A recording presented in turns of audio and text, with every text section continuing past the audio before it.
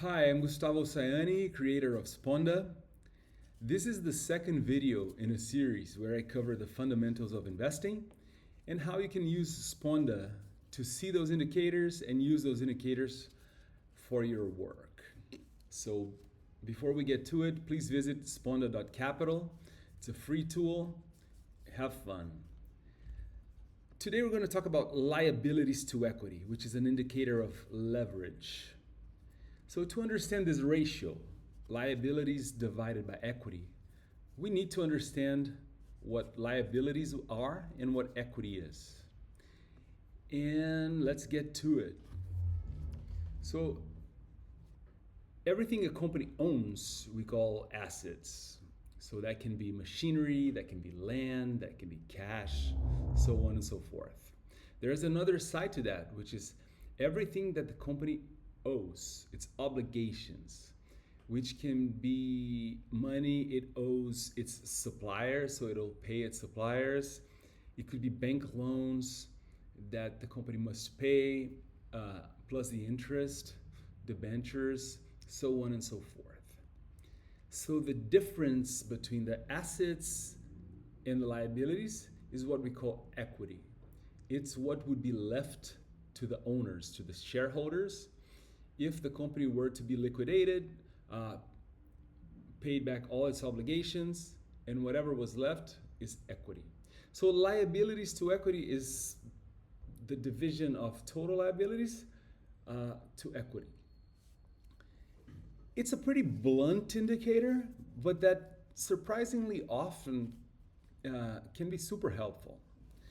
There is no hard number we can share or that I would be comfortable sharing. That would be anything above that is dangerous, and if anything below that is dangerous. But there are, like, as with everything in investing, it interacts with other indicators, but there are certain there's a certain threshold where things kind of make sense. So one very striking example is when this number is negative. When liabilities to equity are negative, it's got to be because the equity itself is negative. So the company owes more than it owns. So that's a clear sign of distress for a company. Now, when the equity is positive, if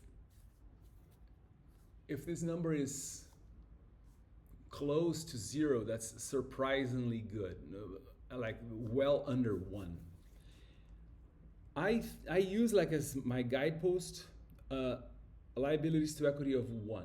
Okay, that's just me. That's not a recommendation. And I must tell you, different sectors, different kinds of companies,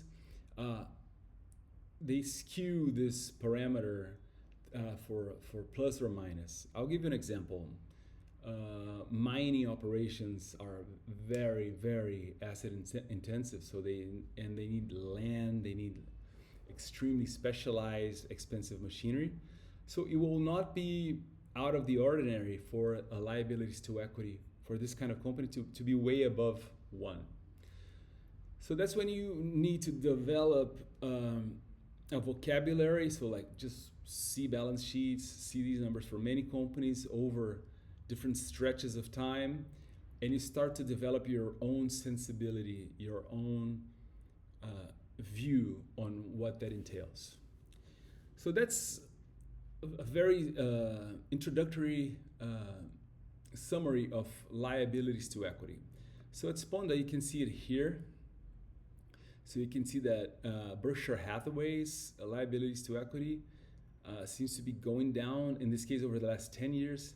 And this is pretty cool about Sponda. So you can see it over 20 years for Berkshire Hathaway. And you can see how this has been inching down, and now it's at 0.70. So it's an interesting thing that I myself had not visualized this way. And you can share this with your friends, and you can set alerts. So imagine I wanted to set myself an alarm. So when this number is below 0.6, I'll get an email, and it's done. So you see how cool Sponda is. So this is it about liabilities to equity. Enjoy Sponda. Write me here. I want to know what you need, what would help you. And I wish you success. See you next time.